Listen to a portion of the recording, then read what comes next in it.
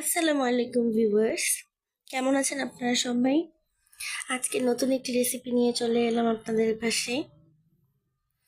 আজকে বানাবো বেলপুরি প্লাস ফুচকা। তাহলে চলুন শুরু করা যাক। ফুচকা বানানোর জন্য এখানে আমি 2 কাপ পরিমাণ আটা নিয়ে নিয়েছি। আপনারা চাইলে ময়দা দিয়েও বানাতে পারেন, আটা দিয়েই বানাবো। এখন এখানে 3 টেবিল চামচ পরিমাণ সুজি নিয়ে নিব। বিসমিল্লাহ।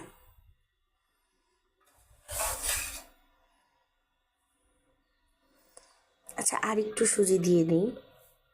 সুজি বেশি দিলেও সমস্যা নেই।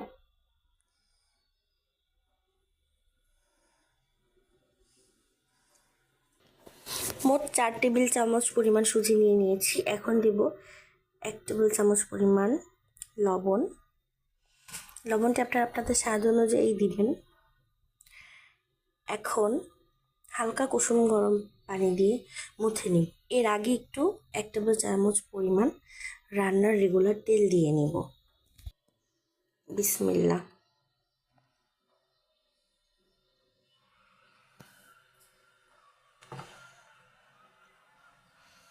এবার ভালো করে হাত দিয়ে মুছে নিতে হবে,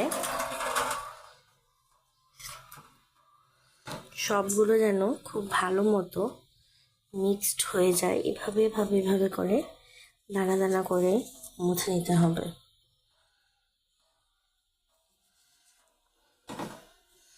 কাজটি একটু আলতো হাতে করতে হবে। ঘরে থাকা উপকরণ দিয়ে যে কত সুন্দর করে ফুচকা বেলপুরি বানিয়ে স্বাস্থ্যসম্মত উপায়ে খাওয়া যায়। এভাবে মুছে নিব। দেখুন, মুট করলে মাথা হচ্ছে।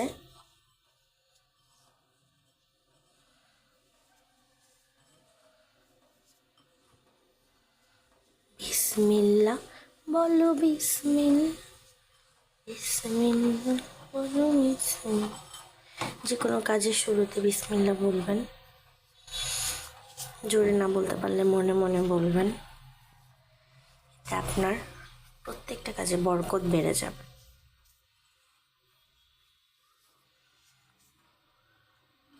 দেখেছেন কেমন হয়েছে মিক্সড করার পর? এখন এখানে নর্মাল টেম্পারেচারে রাখা রেগুলার আমাদের খাবার পানি দিয়ে দিব। এখন একটু একটু করে এখানে পানি অ্যাড করে নেব।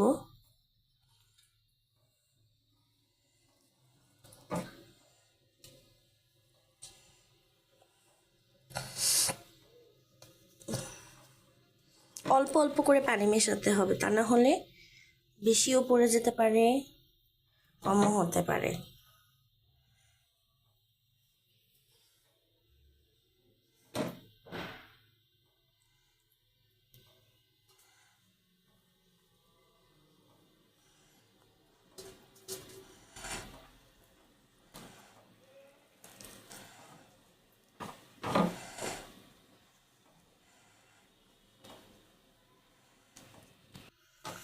এখন এতে একটু কালো জিরা অ্যাড করে দিব।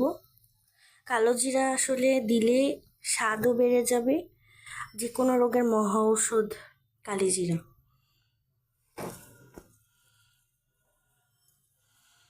এবং অনেক সুন্দর একটা স্মেল আসবে। যেহেতু ঘরে তৈরি, নিশ্চয়ই একটু বাইরের থেকে ডিফারেন্ট হবে ফুচকাটা।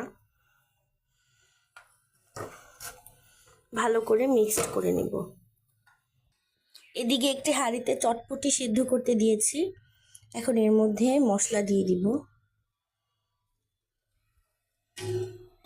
1 টেবিল চামচ পরিমাণ মশলা দিলাম। আমি আরও 1 টেবিল চামচ পরিমাণ মশলা দিব। মোট 2 টেবিল চামচ পরিমাণ মশলা এটা অ্যাড করলাম। চটপটি ডাবলি ভিজিয়েছিলাম 1 কাপ পরিমাণ। মশলা দিলাম 2 টেবিল চামচ। এদিকে আমার সুন্দর করে ডোটি রেডি হয়ে গিয়েছে। আর সারা রাত চটপটির ডাবলি ভিজিয়ে রাখতে হবে এবং যখন সেদ্ধ দিবেন তখন একটু লবণ দিয়ে 30 কি 40 মিনিটের জন্য সেদ্ধ দিবেন। এর মধ্যে সেদ্ধ হয়ে যাবে। আর না হলে আরেকটু রাখবেন চুলায়। আর আরেক পাশে চুলার ডিম আর আলু সেদ্ধ করে নেবেন। এভাবে লম্বা করে নিয়েছি। এখন এই লেচিগুলো কেটে নেব।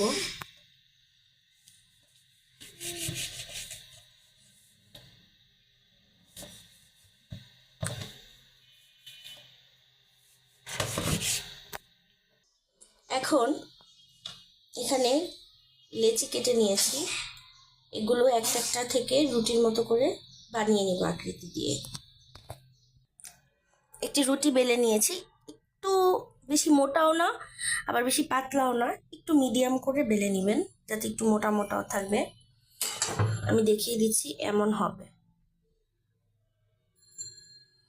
ঠিক আছে? পাতলাটা এমন হবে।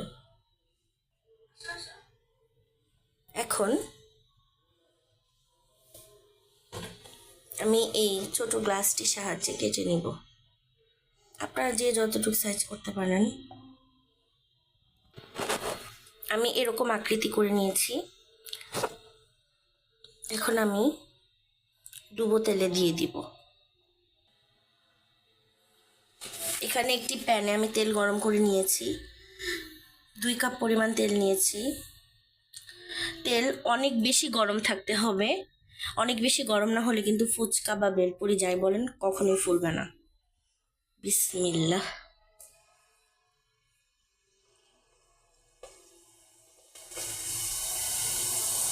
আগে একটা ভেজে দেখি। মাশাআল্লাহ, ফুলে উঠছে।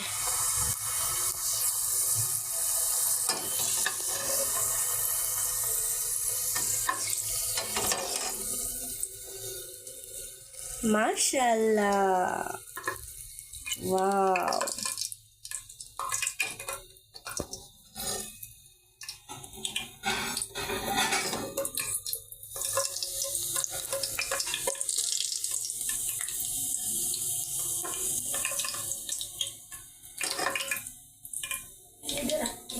এবার একে একে বাকিগুলো ভেজে নেব। মাশাআল্লাহ, অনেক সুন্দর হয়েছে আমার বেলপুরিটি। এখন আমি বাকিগুলো দিয়ে দিব।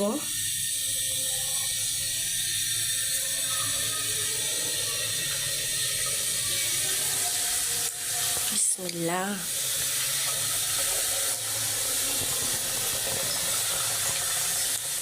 দেখুন কি সুন্দর করে ফুটছে। আমি এই বেলপুরিটি ওঠানোর সময় আরও 1 কাপ তেল এখানে অ্যাড করেছি, আমার কাছে একটু কম মনে হচ্ছিল।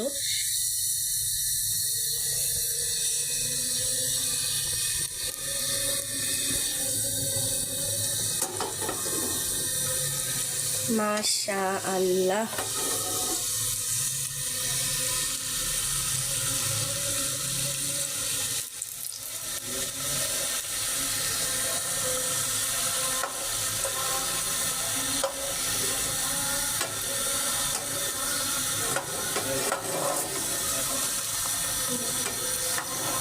আসলে প্রথম বানাচ্ছি, সেই তুলনায় ভালোই হচ্ছে।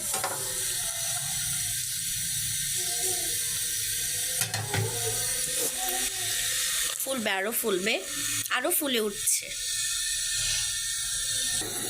বাকি বেলপুরোগুলো বানিয়ে নিয়েছি। বিসমিল্লাহ, বিসমিল্লাহ। এবার আর আগে উল্টাবো না, হতে দিব।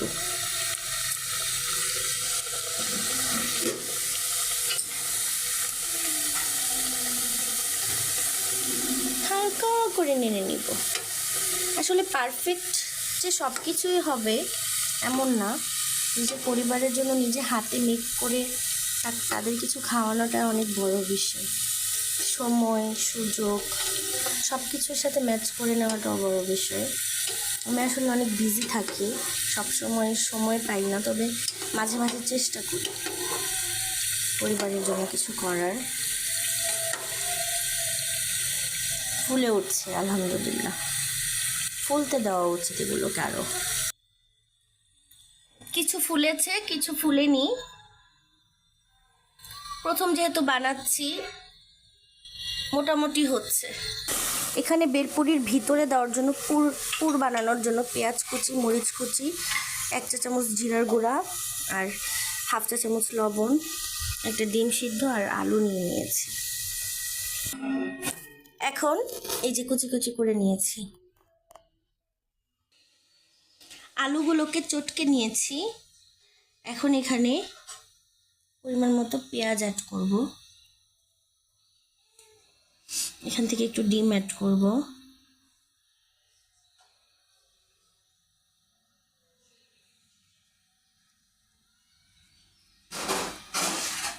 লবণ,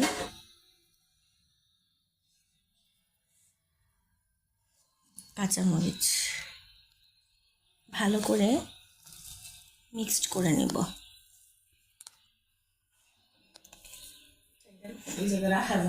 সব কিছু একসাথে খুব ভালো করে মিক্সড করে নিয়েছি। আর এখানে এক্সট্রাও আছে। টক বানানোর জন্য তেঁতুল নিয়ে নিলাম, এই যে পলিথিনের তেঁতুল। এটা বানাবো মিষ্টি ছাড়া টক, আর এটা বানাবো মিষ্টি দিয়ে টক। দুইটা আলাদা আলাদা বাটি নিয়ে নিয়েছি।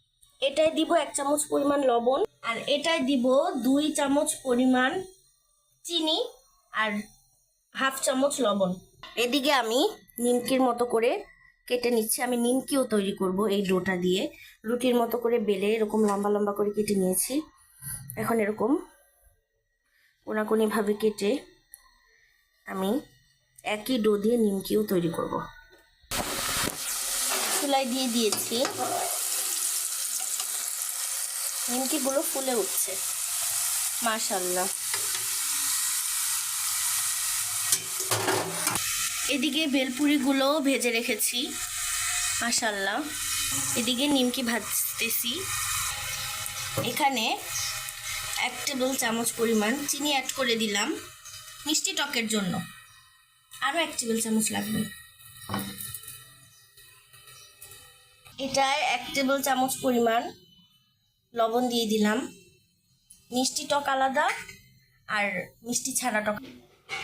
এখানে নিমকি, বেলপুরি আর সব কিছু সাজিয়ে নিয়েছি।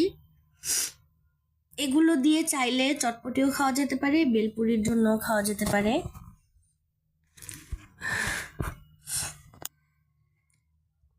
এখানে চটপটিও আছে, ঝোল চটপটি।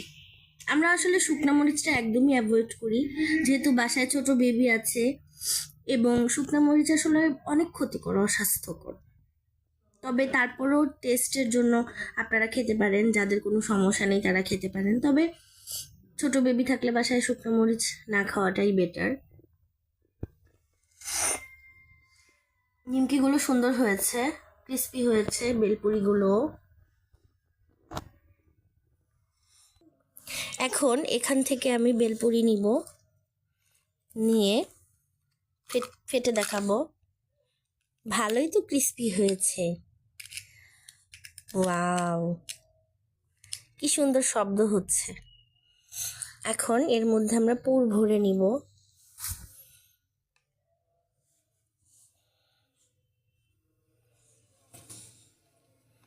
এখান থেকে একটু পুর নিয়ে নিব।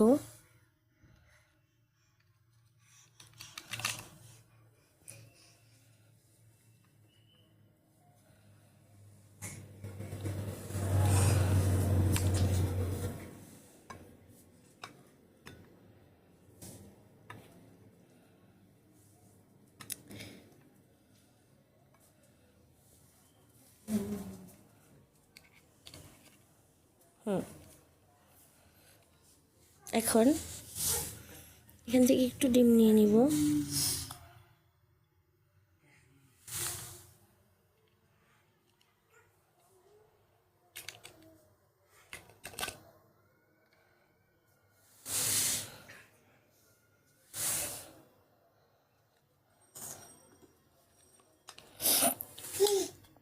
একটু পেঁয়াজ নিয়ে নিব। আমার বেবি আবার হাসছে এগুলো দেখে, কিন্তু ওকে তো আর এগুলো দেওয়া যাবে না। একটু একটু জিরার গুঁড়ো নিয়ে নিব, যেহেতু চাট মশলা ডাবলিতে দেয়াই আছে তাই এক্সট্রা এখানে দিব না। এখান থেকে একটু ডাবলি নিয়ে নিব।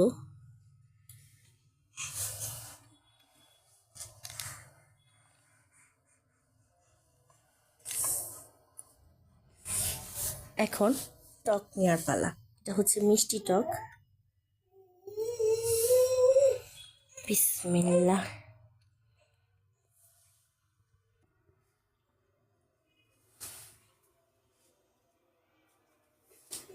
যে যতটুকু টক খেতে পছন্দ করেন ততটুকুই নিবেন। আর একটু পেঁয়াজ দিয়ে দিতে পারেন উপর দিয়ে, একটু কাঁচামরিচ এক্সট্রা দিয়ে দিতে পারেন। তৈরি হয়ে গেল আমার স্বাস্থ্যসম্মত উপায়ে বাড়িতে তৈরি বেলপুরি। পুরি একটু ছিটিয়ে দিতে পারেন। আশা করি অনেক মজা হবে। আরেকটু তৈরি করে নিই।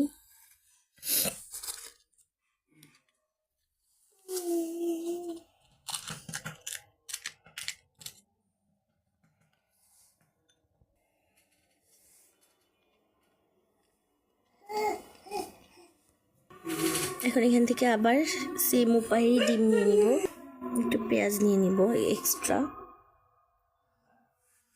একটু কাঁচামরিচ,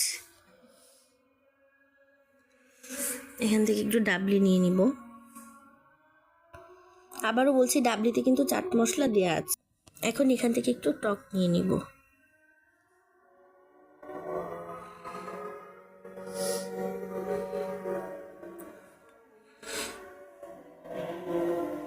আর এই চটপটিতে আপনি একটু এখান থেকে পেঁয়াজ, ডিম, লবণ, জিরার গুঁড়ো, কাঁচামরিচ, আর এখান থেকে চাইলে আপনি মিষ্টি টক বা মিষ্টি ছাড়া টক আছে ওটাও নিতে পারেন। এখান থেকে আপনি একটা দুইটা বেলপুরি ভেঙেও গুঁড়ো করে দিয়ে, মানে যেভাবে মিক্সড করতে হয় ওভাবে মিক্সড করে নিতে পারেন। সাথে আপনারা চাট মশলা অ্যাড করতে পারেন, এটা আপনাদের খুশি। যেহেতু আমি মশলা মিক্সড করে রান্না করেছি, আমি এক্সট্রা মশলা দিব না। আমি মশলাটা একটু কম খেতেই পছন্দ করি।